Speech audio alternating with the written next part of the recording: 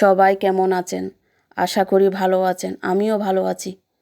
আজ আমি রান্না করব সহজ আর ঘরোয়া ডিম, আলু, কাঁচামরিচ বাটার তরকারি।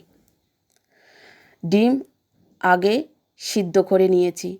আলু ছোটো করে কেটে ধুয়ে নিলাম।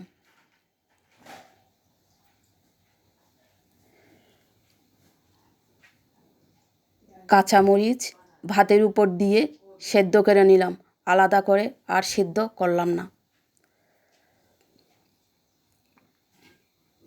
তাহলে দেখতে থাকুন কিভাবে কাঁচামরিচ দিয়ে ডিম আলু রান্না করি। পাতিলে পরিমাণ মতন তেল দিয়ে দিলাম। তেল একটু গরম হয়ে আসলে দিয়ে দিলাম তেজপাতা, পরিমাণ মতন পেঁয়াজ একটু হালকা করে নেড়ে ছেড়ে ভেজে নেব।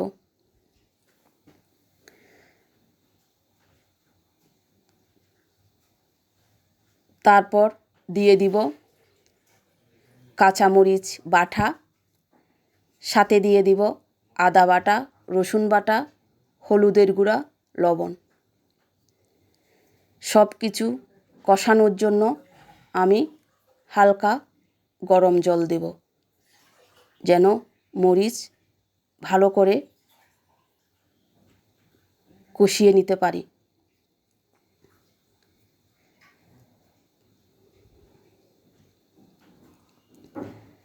সবাই আমাকে সাপোর্ট করবেন আর সবাই পাশে থাকবেন। আর আমার চ্যানেলটা সবাই ফলো করে দিবেন।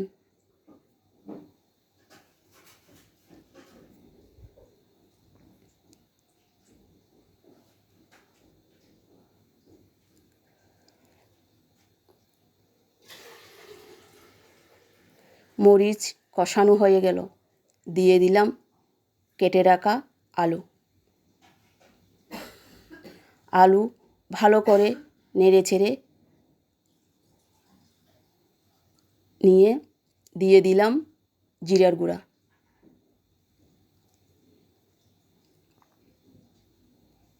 আলু কষানোর জন্য আমি আবারও দিয়ে দিব সামান্য গরম জল, আলু যেন কষানোতেই সেদ্ধ হয়ে যায়।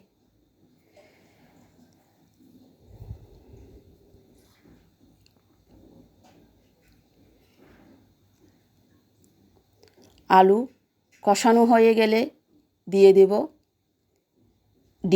ডিম আমি আগে একটু হালকা করে ভেজে নিয়েছি, দিয়ে দিলাম, সাথে ডিমও। এবার আবারও আর একটু ফুটানোর জন্য আবারও সামান্য জল দিয়ে ভালো করে নেড়ে ছেড়ে অল্প আঁচে রান্না করে নেব। দিয়ে দিলাম স্বাদ মতন লবণ।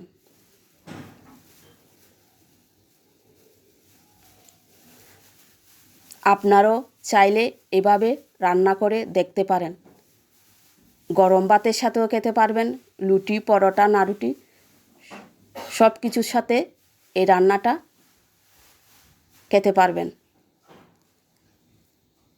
এই রান্নার মধ্যে টমেটোও দিতে পারেন, আমি টমেটো দিই নাই। ধনেপাতাও দিতে পারেন, ধনেপাতাটা দিলে আরও স্বাদ দ্বিগুণ হবে। রান্নার মাঝখানে চলে আসলাম বাইরের আকাশ দেখানোর জন্য। আজকের আকাশটা এরকমই ছিল।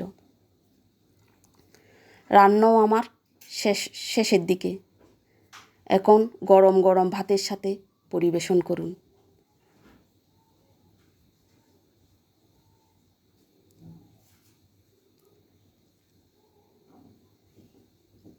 সবাই ভালো থাকবেন, সুস্থ থাকবেন।